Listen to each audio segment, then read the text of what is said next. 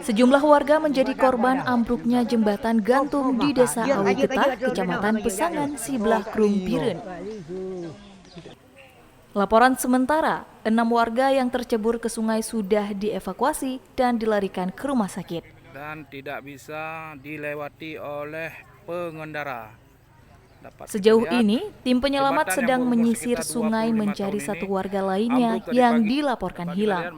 Sementara itu, satu sepeda motor tergantung pada seling jembatan dan satu lainnya dilaporkan jatuh ke sungai.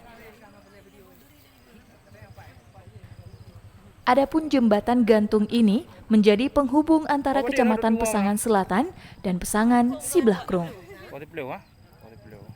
Yudi WBC, Kia Rizky melaporkan untuk Aceh Info.